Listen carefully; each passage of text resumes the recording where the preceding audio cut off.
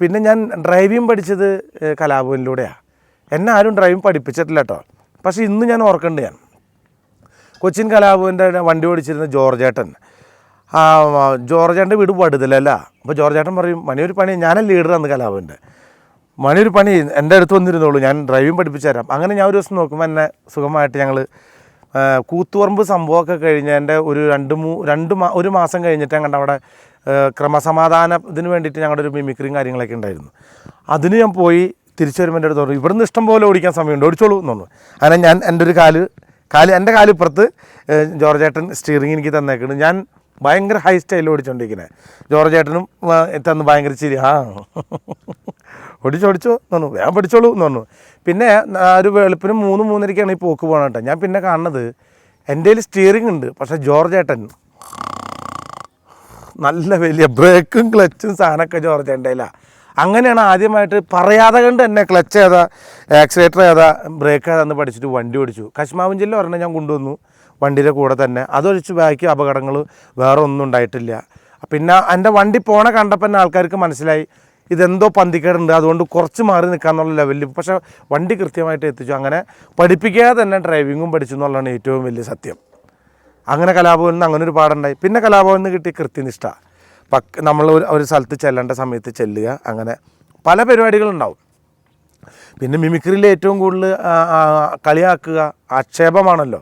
അല്ലെങ്കിൽ ചാക്യാർ കൂത്ത് പോലെ തന്നെയാണ് ഒരു മിമിക്രി എന്ന് പറഞ്ഞ കലയും. അതിൽ കളിയാക്കുന്ന ഒരുപാട് സംഭവങ്ങളുണ്ടായാലും ചിലപ്പോൾ പള്ളിയിൽ അച്ഛനെ കളിയാക്കും, പോലീസിൻ്റെ കളിയാക്കും, രാഷ്ട്രീയക്കാരനെ കളിയാക്കും, ഡോക്ടറെ കളിയാക്കും, വക്കീലിനെ കളിയാക്കും, മൃഗങ്ങളെ കളിയാക്കും, പൊതുജനത്തെ. അതൊക്കെ ഒരു തമാശ രീതിയിലൂടെയാണ് മിമിക്രി എല്ലാം പോകാറെന്നുള്ള ഞാൻ കണ്ടിടത്തോളം കേട്ടോ. നമ്മൾ സിനിമാ താരങ്ങളെ അനുകരിക്കുക, അങ്ങനെ ഒരുപാട് അങ്ങനെ മിമിക്രിയിൽ നിന്ന് കിട്ടിയ അനുഭവങ്ങളാണ് ഇതൊക്കെ. പിന്നെ ഞാൻ പറഞ്ഞില്ലേ, കലാഭവൻ്റെ ഒരു അച്ചടക്കവും ഇത് തന്നെയാണ് നമ്മളെ ഇന്ന് സിനിമയിൽ കൊണ്ടുവന്നിട്ടുള്ള നമുക്ക് അങ്ങനെ ഓരോരുത്തരായിട്ട് പെരുമാറി പോകാനുള്ളൊരു ഗുണവും കിട്ടിയിരിക്കുന്നത്. അപ്പോൾ നമ്മൾ ഇന്നത്തെ എപ്പിസോഡ് ഇവിടെ നമ്മൾ വൈൻഡപ്പ് ചെയ്യാണ്. തീർച്ചയായിട്ടും അടുത്ത എപ്പിസോഡ് നമുക്ക് കാണുമ്പോൾ ഇതിലും പുതിയ വിശേഷങ്ങളുമായിട്ട് നമുക്ക് വരാം. ഇന്ന് നമുക്ക് എൻ്റെ ഒരു പഴയ ഒരു നാടൻ പാട്ട് കേൾക്കാം നമുക്ക്. അത് ഞാൻ പണ്ട് പാടിയ പാട്ടാണ്. പണ്ടും പറഞ്ഞു ഞാൻ കുഞ്ഞാഞ്ഞോട് ചന്തുള്ള പെണ്ണിനെ കെട്ടണ്ടാന്ന്, ചന്തുള്ള പെണ്ണിനെ കെട്ടിയ മൂലം ആയസും പോയി എൻ്റെ അഴകും പോയി. അണ്ണാൻ ചാടണ ചേലി കണ്ട് പിന്നെ മന്നൻ ചാടിയല്ലോ കുഞ്ഞാഞ്ഞെ, അണ്ണാൻ ചാടണ ചേലി കണ്ട് പിന്നെ മന്നൻ ചാടിയല്ലോ കുഞ്ഞാഞ്ഞെ.